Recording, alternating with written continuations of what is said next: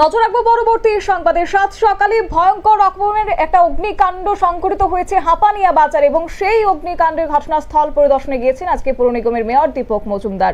এবং সেই সঙ্গে জানা গেছে এই অগ্নিকাণ্ডের ফলে 5টি দোকান সম্পূর্ণভাবে ভস্মীভূত হয়ে গেছে, পাশাপাশি দুটি দোকান কিছুটা ক্ষতিগ্রস্ত হয়েছে।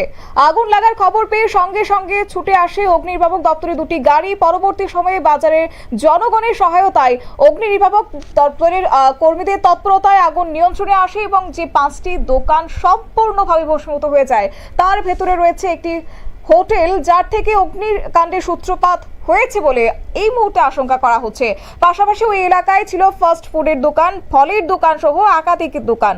তবে অবশ্যই এই অগ্নিকাণ্ডের ঘটনার খবর পেয়ে সঙ্গে সঙ্গে ঘটনাস্থলে ছুটে যায় মেয়র দীপক মজুমদার, এলাকার বিধায়িকা মীরা রানী সরকার, কর্পোরেটর অভিজিৎ মল্লিক, বাপি দাস সহ অন্যান্যরা। গোটা বিষয়কে কেন্দ্র করে পৌর নিগমের মেয়র আজকে কি জানিয়েছেন শুনুন।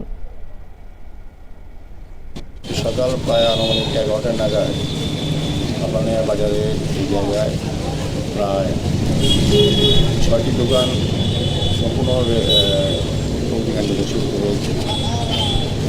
ক্ষয়ক্ষতির পরিমাণ 5-6 লক্ষ টাকা হবে। খবর পাওয়া এই এলাকার জায়গা মীরানী সরকার মহোদয়া, কর্পোরেটর আছে বাপি দাস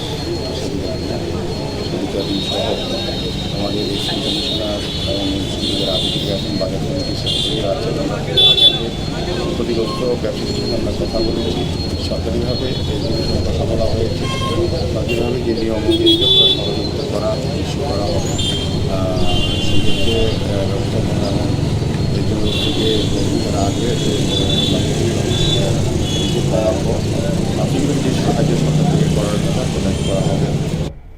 মেয়রের বক্তব্য আপনারা শুনলেন। অবশ্য দোকানীদের সঙ্গে, ক্ষতিগ্রস্ত দোকানীদের সঙ্গে আজকে মেয়র কথা বলেছেন এবং সাংবাদিকদের মুখোমুখি হয়ে তিনি জানিয়েছেন সরকারিভাবে যা সহায়তা করার তা যেন দ্রুতভাবে করা হয় এবং সেদিকে তিনি নজর রাখবেন। পাশাপাশি পৌর নিগম থেকেও সাহায্যের ব্যবস্থা করা হবে। পরবর্তী সময়ে বাজারটিকে সর্বসুবিধাযুক্ত আধুনিক বাজার হিসেবে গড়ে তোলার ব্যবস্থা করা হবে। পাশাপাশি তাদের এই ক্ষতিতে তাদের প্রতি সমবেদনা জ্ঞাপন করেছেন মেয়র এবং যতটা সম্ভব বেশি আর্থিক সহযোগিতা করা যায় ততটা সম্ভব সেক্ষেত্রে নজর দেবেন বলেও মেয়র জানিয়েছেন। প্রসঙ্গত এই অগ্নিকাণ্ডে ক্ষয়ক্ষতির পরিমাণ প্রায় 5 থেকে 6 লক্ষ টাকা বলে জানানো হয়েছে। নিয়ে নিচ্ছে ছোট্ট একটি বিজ্ঞাপন বিরতি, সঙ্গে থাকুন।